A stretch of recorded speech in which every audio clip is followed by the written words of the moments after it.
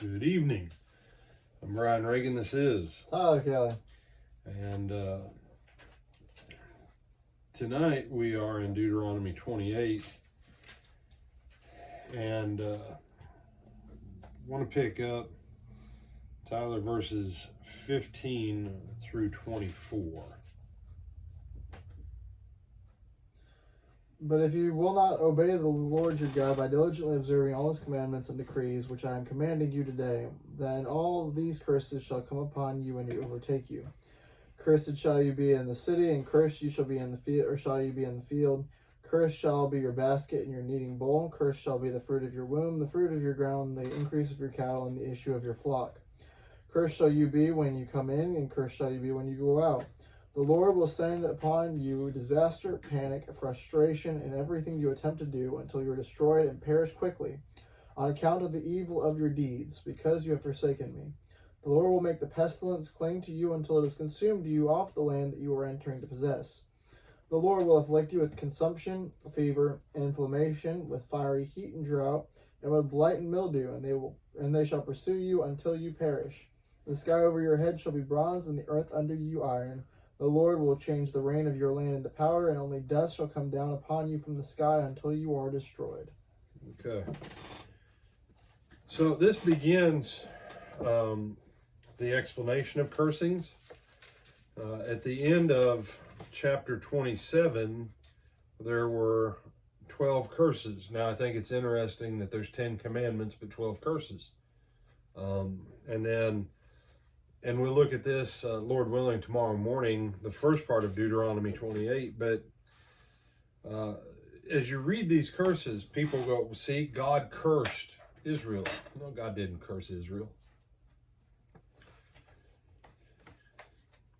God set the land of Israel up to function like the Garden of Eden did.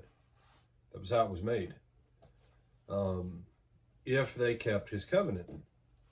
But just like in the Garden of Eden, once the nation as a whole decided to go in opposition to the covenant, God says, if you do that, here's what's going to happen. And this is one of those, Tyler, that I think people don't really get. The covenant of God isn't just an agreement. Okay, it's not like a homeowners association. Because we live in America, most people, about the only covenant they think of is a homeowners association. And let's be honest. What does a homeowners association actually do for anybody, Tyler? Absolutely nothing. Yeah, pretty close. Okay, they tell you all the things you can't do. It's a covenant-controlled community, right? Everyone's in covenant to not do certain things, so that at the value, basically, so that the value of everybody's houses stays higher. That's really the main point of it. Okay, that doesn't actually do anything for you. And if you break it, yeah, they can go through all whatever, but it's not. There's nothing there really to gain, so there's not a lot there to lose. You said, well, you could lose your ability to live in your house. Yeah, you could.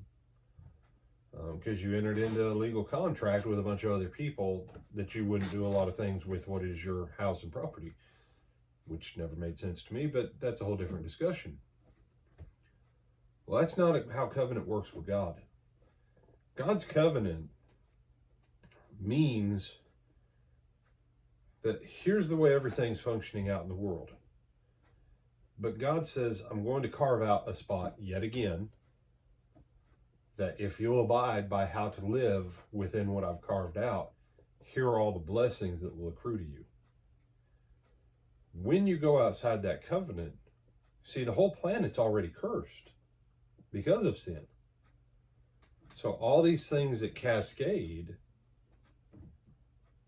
it's junk that probably would have happened to you anyways, directly or indirectly, because that's just how the world works. The world, not the earth, the world.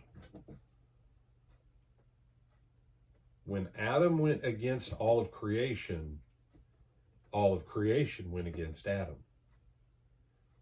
And so when you think about covenant, keep in mind God is carving out. Because remember what it says about the Garden of Eden, Tyler? Right? Everybody, everybody thinks that the Garden of Eden. No. Eden was a what? In Eden, how big was the garden in comparison to Eden? I don't remember. Remember what it says there? It says, and eastward in Eden, in the eastern part of Eden, God planted a garden. God placed a garden.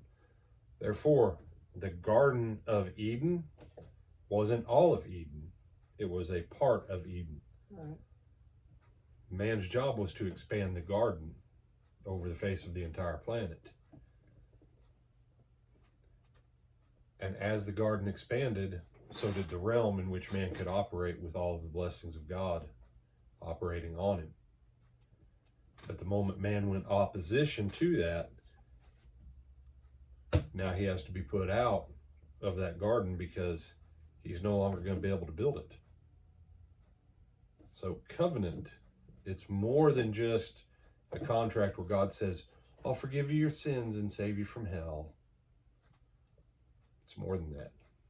So other thoughts, my brother? No, sir. All right, with that, I'm Brian Reagan. This is Tyler Kelly. And Lord willing, we'll see you in the morning.